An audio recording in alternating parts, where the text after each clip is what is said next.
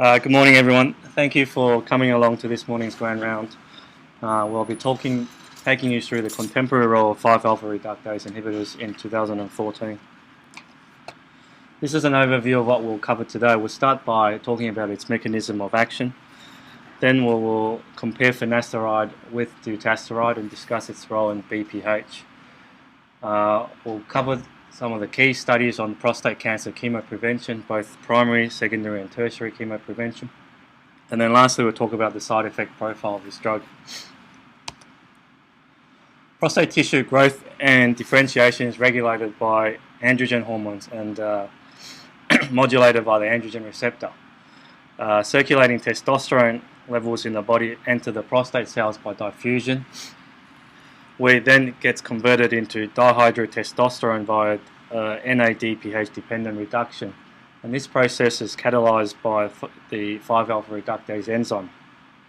DHT then binds to androgen receptors on the nuclear membrane, and the DHT receptor complex then forms in the nucleus and then binds to the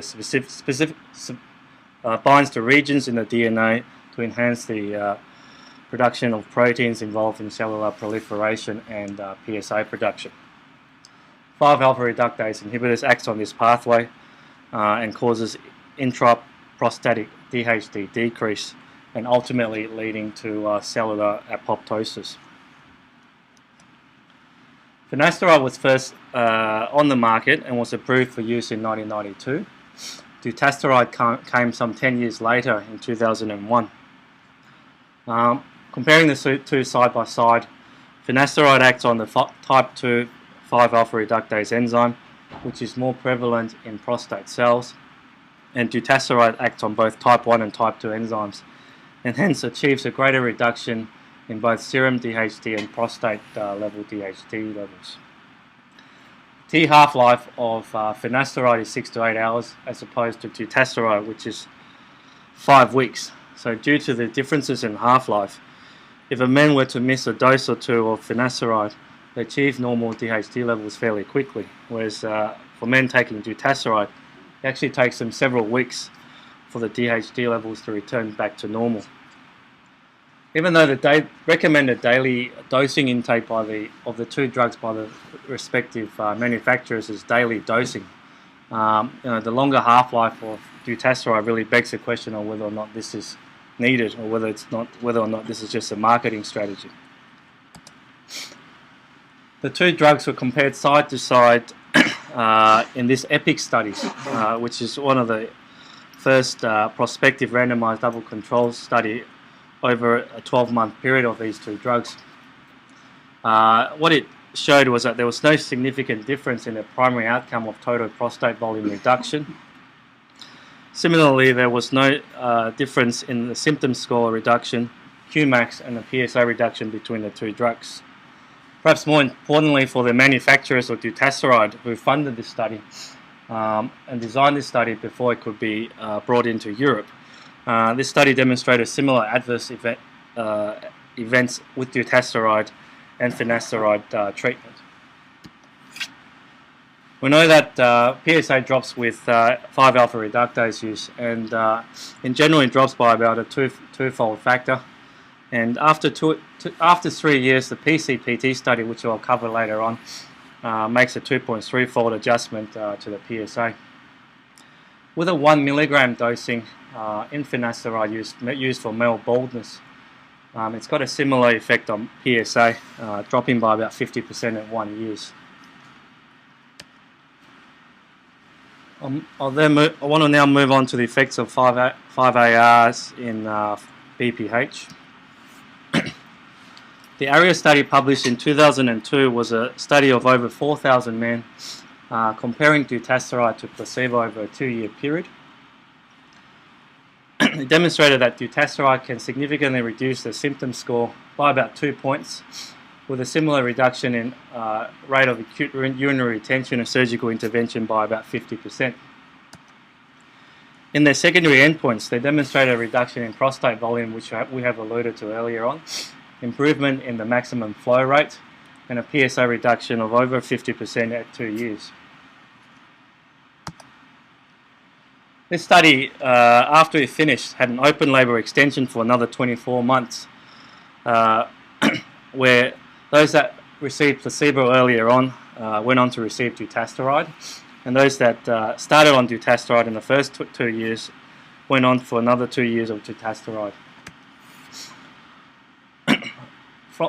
This is a table graph showing a total prostate volume. I want you to concentrate on the blue columns, which represents the group that started on dutasteride and continued taking dutasteride from 2 years out to 4 years. And what it shows is that the prostate volume continues to decrease between 2 years and 4 years. Similarly, they're just concentrating on the blue line here. The symptom score between 2 years and 4 years continued to decrease, and this was statistically significant. And the changes in Qmax continue to improve between the 2 year and 4 year mark as well, and this was again significant. This tells us that a longer duration of treatment has a greater effect in BPH, and there's no apparent plateau effect after 4 years of treatment. In terms of clinical progression, we know that combination therapy of 5-alpha reductase inhibitors and alpha blockers together have a better effect than either agents alone. And this comes from the MTOP studies, which looked at finasteride and doxazosin combination, as well as a combat study, which looked at the combination of dutasteride and tamsulosin. In these studies, the clinical progression, they've defined it as worsening of symptoms, rate of urinary retentions, need for surgical intervention, UTIs or renal insufficiency. And so combination works better. When patients are started on combination therapy, alpha blockers can be withdrawn after a period of time so that they remain solely on the single agent 5-alpha reductase inhibitors. And most patients will still report and continued improvement in their symptoms. This comes from a study where patients started off on combination therapy, and after 6 months, half of the patients had their alpha blockers withdrawn, and half stayed on both combination therapy. So for patients that started off with a high IPSS score, more patients in the withdrawal group had worsening of symptoms compared to those that stayed on combination therapy. Hence, men that were initially treated with combination therapy can have the alpha blockers withdrawn without further deterioration in symptoms after 6 months. And you only consider longer duration of combination therapy for patients that started off with worse baseline symptom. It's widely preached that 5-alpha reductase reduces haematuria. So I looked into this as well during my research for this. And what's clear is that patients on prostate treatment have decreased prostate microvascular density in their prostate tissue. Our clinical evidence for this drug reducing hematuria comes mostly from case series in the 90s reporting the use of finasteride in patients, comparing it to those that don't, and small numbers saying that how patients on finasteride were observed to have less episodes of hematuria requiring presentation. Subsequently, there has been multiple studies looking at its use prior to TERP and trying to work out whether or not it actually reduces your risk of bleeding, and multiple randomized controlled trials, 15 in total, and a meta-analysis of this was performed in 2011, and the results are somewhat equivocal. The authors concluded that finasteride may reduce hemorrhage, but not dutasteride, and really I think the evidence is certainly not there at the moment. So,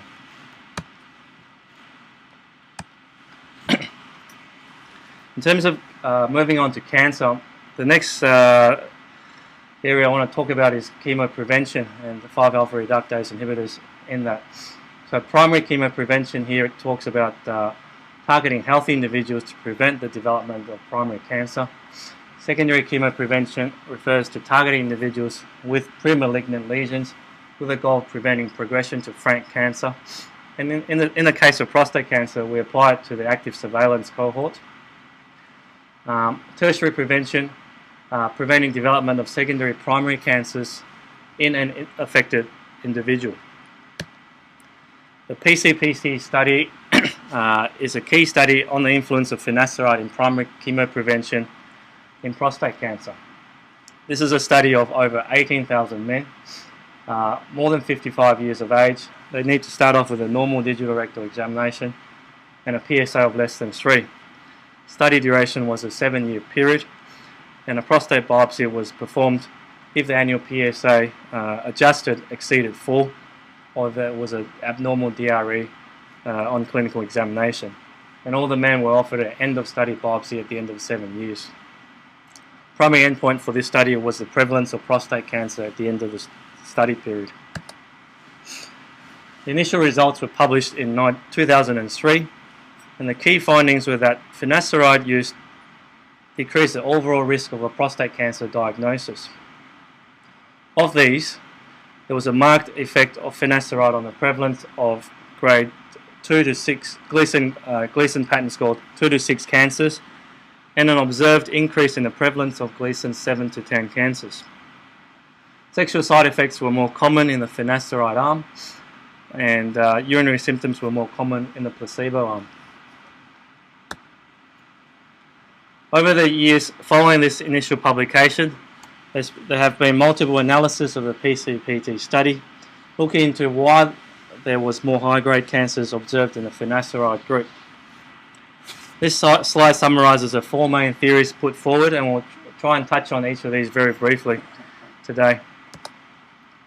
The first explanation put forward was that with finasteride there was histological changes in the prostate that could mimic high-grade cancer, and hence there was a artifactual reporting of more high-grade prostate cancer cases. However, 3 expert uropathologists reviewed all the cancer diagnoses of the PCPT patients and found no morphological differences of those that are on finasteride on their prostate cancer grading. So that puts this argument out. The second argument put forward was that finasteride inhibited the low-grade cancers, and hence there was more high-grade cancers in the finasteride group. Amongst the evidence supporting this theory is a local study performed in Vancouver, where men were randomized prior to the radical prostatectomy to either placebo, dutasteride 0.5 milligrams, or dutasteride 3.5 milligrams for 4-month duration prior to their radical. Histological assessments were then made on the prostatectomy specimens. The majority of these patients had low to intermediate risk prostate cancer to start off with. And dutasteride treated patients had about a 40% reduction in their overall tumour volumes at the time of their radical prostatectomy. The third theory put forward was that finasteride promoted high-grade cancers. This is one of the arguments against this, and this table looks at the proportion of high-grade cancers diagnosed in both the placebo group and the finasteride group from the 1st year to the 7th year.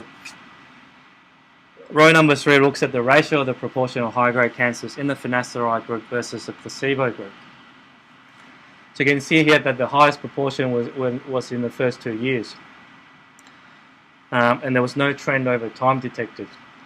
So if finasteride truly selected out and caused more high-grade cancer to develop, what we should be saying is that this ratio should increase over time. The fact that it doesn't increase over time is one of the arguments against this theory that finasteride causes more aggressive cancer. Further arguments against finasteride inducing high-grade cancer comes from looking at the characteristics of the trust biopsy of their prostates in the 2 groups, where there was no difference in the length of the cancer or in the bilaterality of the cancer. There were about 528 men went on to surgery, and the pathology from the radical prostatectomy specimens was analysed as well, and there was no significant difference in the rate of PT3 disease and lymph node disease between the 2 groups as well. What's not controversial is that finasteride improves the sensitivity of PSA in the digital rectal examination for prostate cancer detection. And in multiple secondary analysis, and this is one of them, of the PCPT study, which accounted for this, and also accounting for the fact that there's an increased probability of upgrading to pathological Gleason 7 to 10 cancer at the time of their radical. The estimated true rate of high-grade cancer actually showed a 27% risk reduction in the finasteride group compared to the placebo group. And this secondary analysis like this have been done one other time as well, and again by independent authors and separate statistical analysis, and they came to the same conclusion as well. The last argument for why there's more high-grade cancer observed in the finasteride group was that the prostate volumes are reduced with finasteride use, and this in turn makes any cancer more likely to be sampled and biopsied. Moving on, published in 2010, the REDUCE study is the second big chemoprevention study in this area. In this study, 8,231 men were randomized to dutasteride or placebo over a 4-year period. The characteristics at the recruitment were slightly different. So the PSA of the men had to be between 2.5 and 10, had to have a prostate volume of less than 80 cc, and they all needed to have a negative prostate biopsy within 6 months of randomization. This study was a 4-year period, or 4 years period, and prostate biopsies were mandated at 2 and 4 year mark. And the endpoint was the prevalence of cancer on study mandated prostate biopsies. Key findings from this study was that there was again a reduced risk of prostate cancer diagnosis by 23%. There was no significant increase in high-grade cancers, and in the second half of the study, however, there was a significant increase in the high-grade cancers. In 2011, the FDA revised the labels of 5-alpha reductase inhibitors to state that this class of drug may increase the risk of high-grade prostate cancer. It wasn't approved for chemoprevention due to concerns that these high-grade cancers will be clinically more aggressive and thus ultimately more fatal.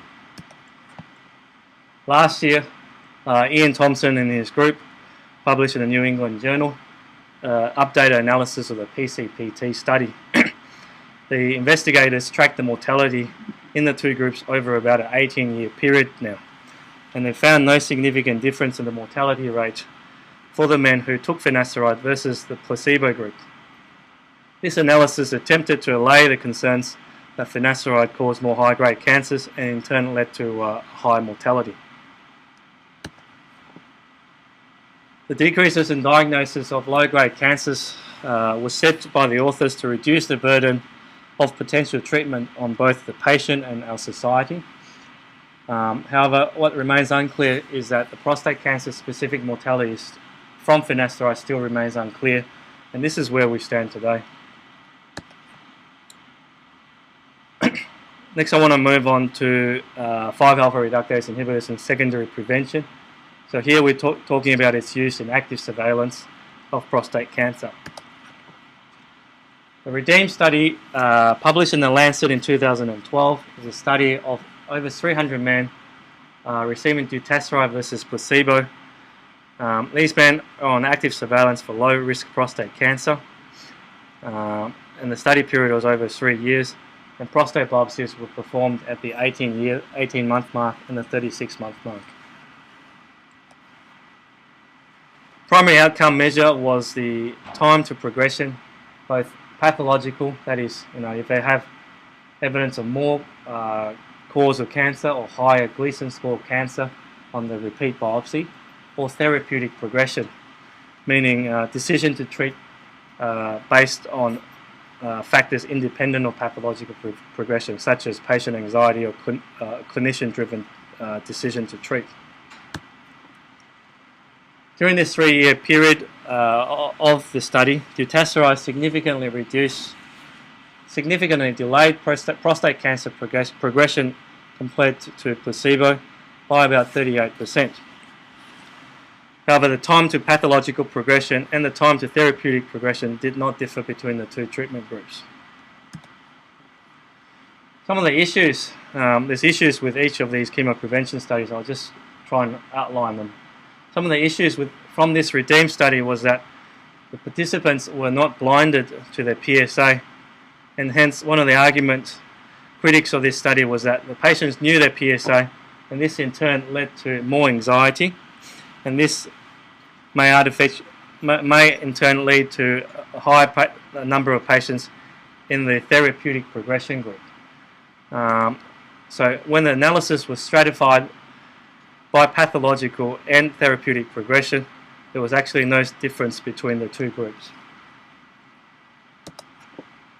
What's new since the REDEEM study? Published last year, the ART study led by Dr. Schroeder was published in the European Urology last year. And this study is the second big study in tertiary chemoprevention for prostate cancer with the use of 5-alpha reductase inhibitors. This study looked at the efficacy of dutasteride in delaying PSA progression in patients with biochemical failure after definitive therapy, both either surgery or primary radiation. 187 men completed the study, and the primary endpoint was the PSA doubling time. Not surprisingly, dutasteride slowed down the time to PSA doubling in the treated men compared to placebo. More surprising was the fact that the observation that dutasteride delayed disease progression. And in this study, disease progression was defined as either PSA related or non-PSA related. This is a table looking into the reasons why there was disease progression. And if you look at the row highlighted here, which is the row for rescue therapy, so this group of patients had evidence of disease progression independent of their PSA, and there were 16 patients in the placebo group and 4 in the dutasteride arm.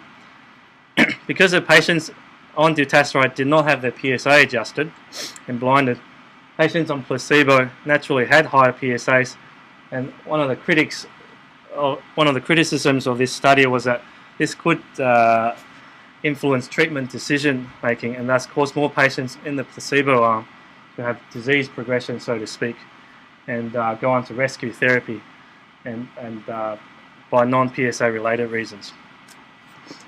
Overall, I think this is an interesting study, but the question still remains unanswered in terms of whether or not this class of drug has a role in patients in tertiary chemoprevention.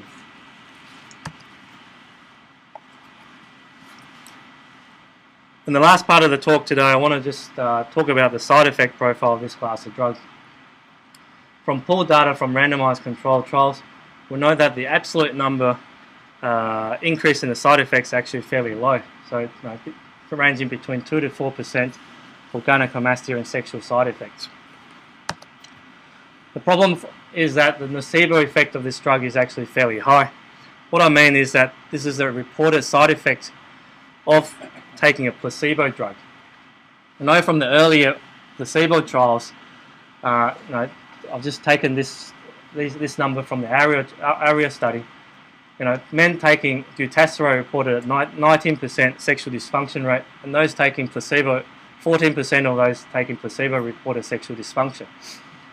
So when we ask our patients in the clinic that are taking dutasteride whether or not they've got sexual dysfunction, when they tell us they've got sexual dysfunction, is it truly from the drug-related side effects, or is it from a placebo effect and from us asking them? It's really sort of I suspect most of it is from the nocebo effect. What about the incidence of the side effects over time? The new episodes of gynecomastia remain fairly constant over time, as you can see across the columns here. And hence, this gynecomastia is something that needs to be asked at every regular reviews, as they can get it later on whilst remaining on 5-alpha reductase inhibitors. However, the number of sexual side effects, the new episodes of sexual side effects, the incidence actually reduces over time. So if patients are going to get sexual side effects truly from the drug itself, it's more likely to occur in the first 6 months and later, and less so later and later on down the track. So if they get sexual side effects later on down the track, it's probably from underlying comorbidities rather than from the drug side effect itself. What about the incidence of cardiac failure? What's been observed and reported in the COMBAT study and the REDUCE study was that there was more cardiac failure in the patients taking 5-alpha reductase. A meta-analysis of this was performed of the 12 randomized controlled trials in this area of over 18,000 patients, and they found no association between dutasteride and the risk of heart failure. So I think that can put that to rest. The second thing is the reported side effect of male breast cancer. We know there's been 50 reported cases of male breast cancer in the literature. About 40% occurred within a year of 5-alpha reductase exposure, and 63% occurred within 3 years of exposure. The MHRA, which is the regulatory board, the government agency that's responsible for regulating medicine and medical devices in the UK, looked into this extensively, and they concluded that further investigations are needed to establish whether or not there's an association. And the FDA similarly examined the evidence, and what they've done is updated the 5-alpha reductase inhibitor product label to report the cases of male breast cancer cases observed during post-marketing surveillance. So I think to date we can't say whether or not there's any association between the two, but male breast cancer and the drug, let alone causation. Dr. Bird and his group looked at last year looked at all the US health plan claims database for male breast cancer cases over a 9-year period.